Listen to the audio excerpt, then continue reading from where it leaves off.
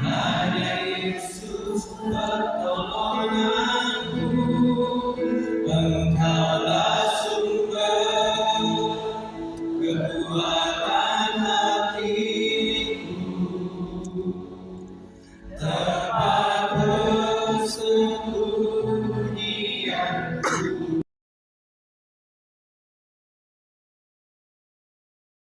Perjalanan apologetika, ya memang dulu kan aku terlalu dari HPP, Pakistan, tapi kan semakin belajar apologetika kita semakin mendalami banyak hal gitu.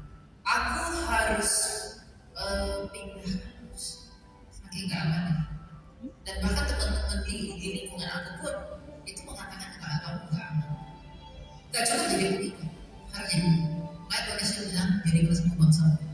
Kalau hanya pengikut mah banyak pengikut dia mengucapkan tapi nggak mau. Ini yang sulit dimuridkan dalam karakter itu.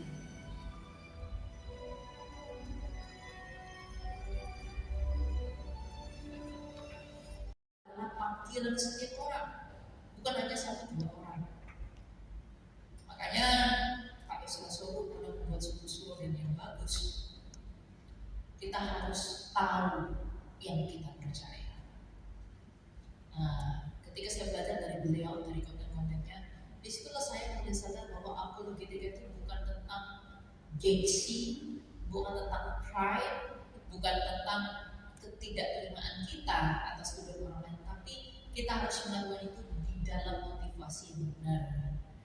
Nah, sejak saat itu saya menemukan alasan apa yang membuat saya harus berapologetika, apa yang saya perlu lihat di dalam Kristus yang dalam tanda kutip yang saya bela ini, yang harus membuat saya di dalam kasih harus melayani.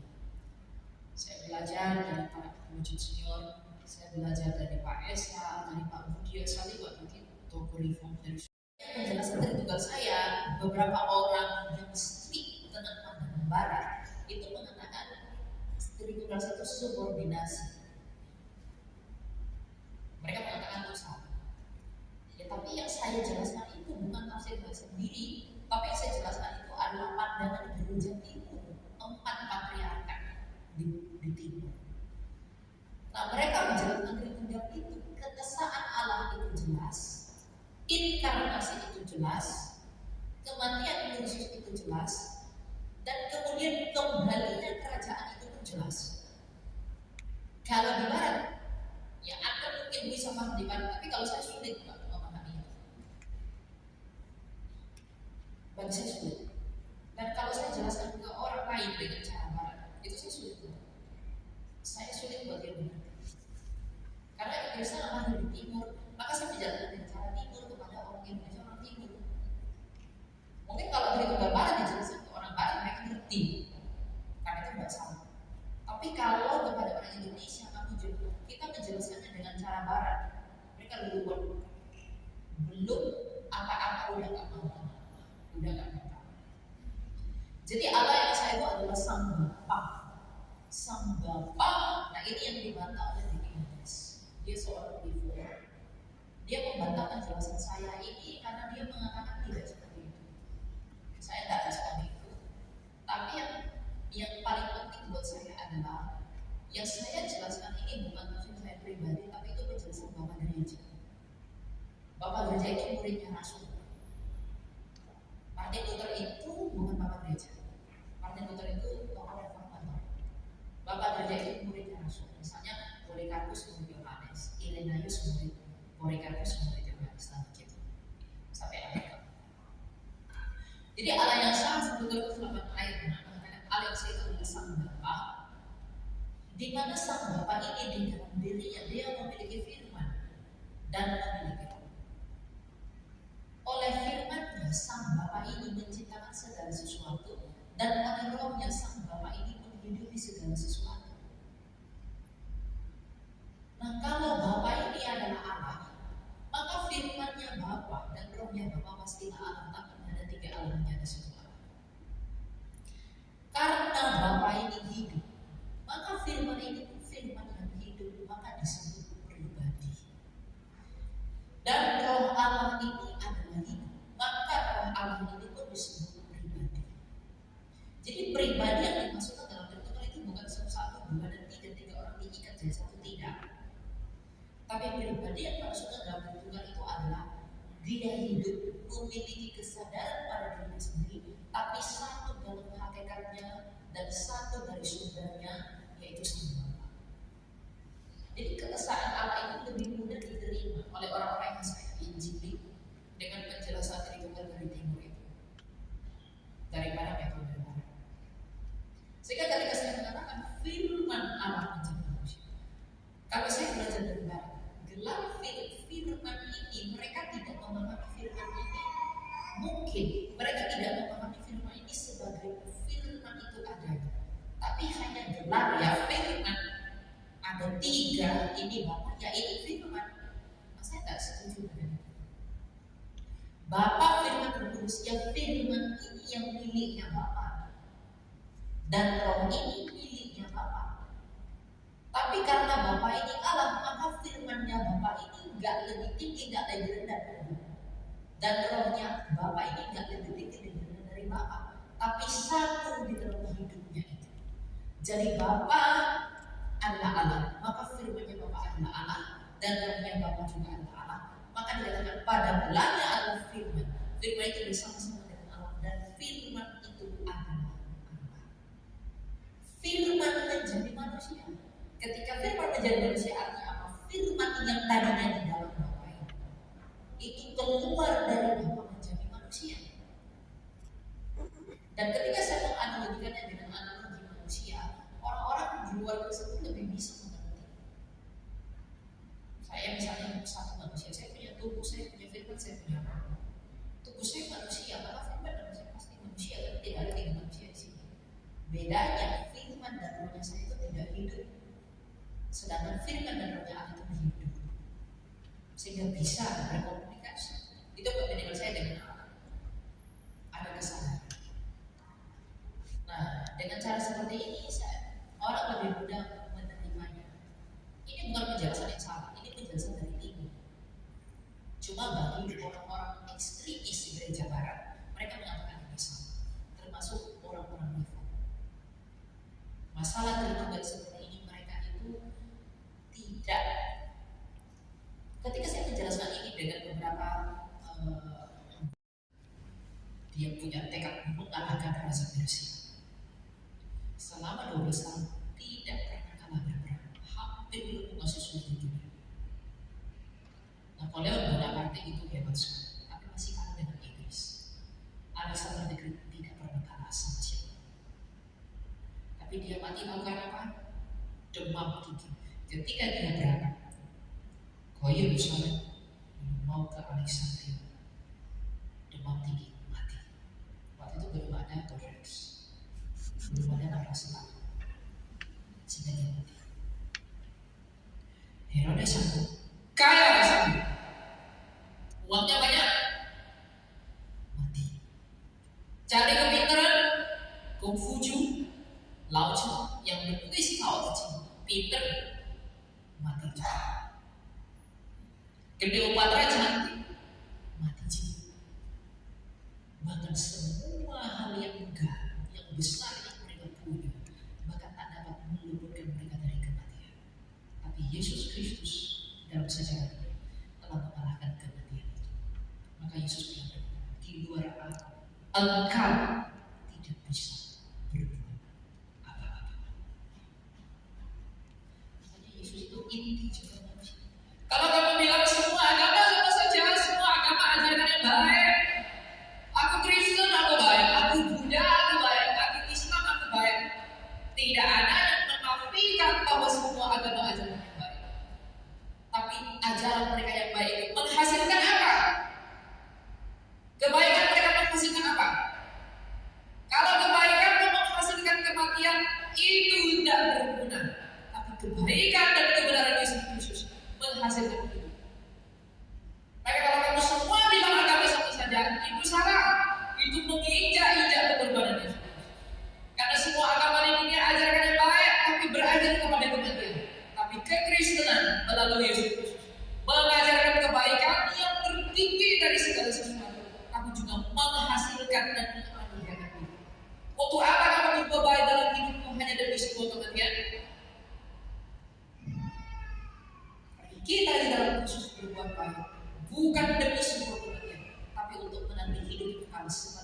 pernah hidup dari mati.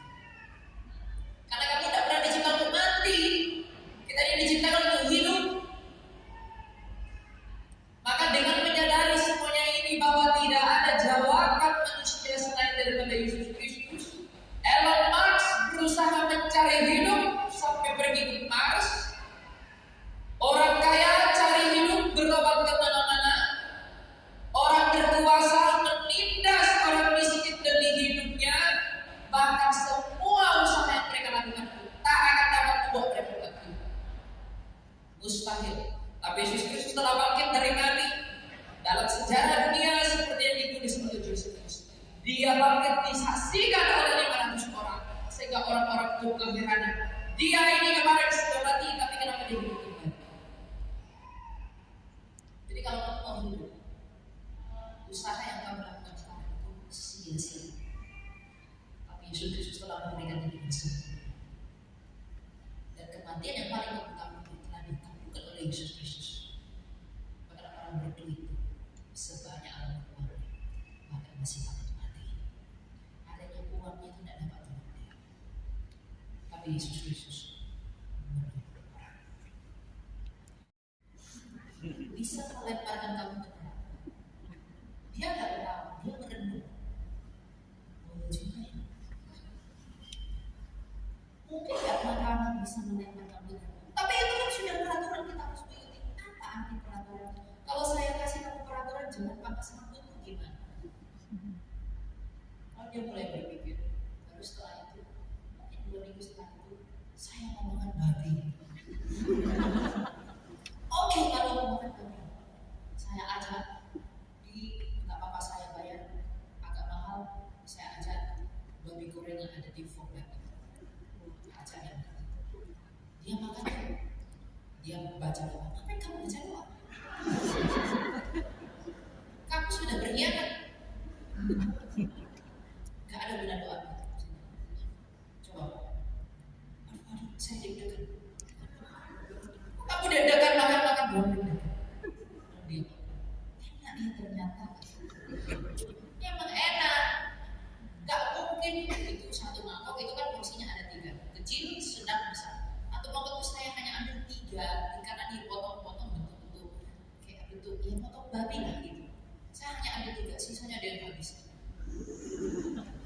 Lalu mulai saat itu dia mulai belajar. Oh ternyata kekrusi itu seperti ini. Ya memang belum baptis, tapi itu cara yang pernah habis. Jadi saya itu dekat sama dia, saya rangkul dia punya masalah, saya kasih tahu. Oh masalahmu begini. Kalau saya ya dengan iman saya diajarin begini-begini. Jadi saran saya itu masuk sama dia. Karena mungkin saya sudah berteman lama, tapi masalahnya begini. Ada orang yang cuma kita ketemu 1-2 kali nggak terlalu dekat. Bagaimana? Jangan langsung terburu-buru dari. Kamu harus mengasihi mereka dulu. Kamu harus dekat dengan mereka. Kamu harus kenal dengan dia. Sehingga ketika kamu kenal dekat dengan dia, kamu tahu siapa dia, kamu tahu apa masalahnya. Sehingga ajaran Yesus Kristus itu kamu bisa masukkan ke dia. Baru setelah dia mulai mengerti dalam pola pikir dan kesenangan, baru kamu keluarkan itu dari dirinya. Jangan kasih tahu dia doktrin-doktrin dulu. Kamu ketemu dia, Yesus Kristus anak Allah yang maha tinggi, firman dari Allah Tuhan dan Tuhan. Ada akan percaya dia itu. Tapi tanyakan hal yang filosofis dalam dirinya. Seperti yang saya katakan di awal tadi. Saya tanya, apa sih tujuanmu di dunia ini? Lalu saya tanya, kamu kenapa datang ke Jakarta di kerja? Kamu kenapa mati-matian? Ya apa ya? Kok kamu gak tahu tujuan hidupmu sendiri? Apa yang kamu cari? Memang banyak yang gak berhenti. Pikir bahwa hidupmu yang udahlah. Kamu sedang memperjuangkan sesuatu. Hidup. Kamu takut apa? Mati. Kamu siap gak mati? Tidak. Kenapa tidak siap mati? Saya takut sisa dulu. Apa kamu takut sisa dulu? Allah tidak memuji. Tapi Allah selalu memuji. Yang mencoba itu adalah iblis. Kadang pencobaan iblis Tuhan jadikan sebagai instrumen untuk menguji kita. Begitu. Jadi pencobaan itu datang dari iblis, bukan dari Allah. Tapi melalui pencobaan itu Tuhan menguji kita. Pencobaan itu maksudnya buruk. Makanya pencobaan ya dicobain. Tapi kalau ujian itu kepentingan kita.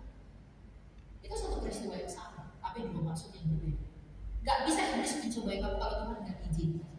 Kalau Tuhan izinkan iblis mencobai saya, berarti Tuhan tidak masuk kepada saya. Nah itu yang harus kita temukan. Makanya Paulus mengatakan Tuhan tidak akan mengizinkan kamu dicobai lebih kemampuan. Anak itu tidak pernah mencobai. Jadi kan yang mencobai itu adalah diri sendiri dan iblis. Kamu lakukan itu, lalu kamu mendapat masalah, kan kamu sendiri yang buatkan. Kamu sendiri yang melakukan. Masuk salah Tuhan. Tapi kalau kita bersandar pada Allah, kita dapat mengerti apa yang Allah sedang kerjakan di balik semua yang ini. Misalnya, ketika Ayub dicoba oleh setan, yang buat dia terluka apa atau setan? Lu kok gak ada yang jawab? Itu orang bisa atau apa? Yang buat dia dicobai, yang ingin menghancurkan dia apa atau setan? Setan kan? Kenapa Tuhan izinkan? Karena melalui cobaan itu Tuhan memberikan iman Ayub. Jadi kalau Anda sedang dicobai dalam hidup, kalau siapa Tuhan izinkan, positifnya sama Tuhan. Jangan marah-marah. Tuhan ini kuat sekali, cobaan yang gak kuat. Kalau Tuhan mengizinkan itu dalam hidupmu, artinya dia tahu kamu kuat. Dunia bilang trust yourself. No, trust in God. Jangan percaya pada dirimu karena dirimu akan menipumu. Aku gak kuat Tuhan. Tuhan kalau izinkan artinya dia tahu kamu kuat. Jadi jangan percaya pada dirimu, percaya pada Tuhan. Jadi kalau kamu dicobai, sedang dapat masalah, sedang dapat pergumulan, percayalah bahwa Allah sedang merencanakannya dalam maksud yang baik. Dan untuk dapat mengerti itu kita minta pertolongan daripada Tuhan. Ayat berapa ya? Kejadian 50 ayat 20 ya. Kejadian 50 kalau nggak salah ya. Kejadian 50 ayat 20.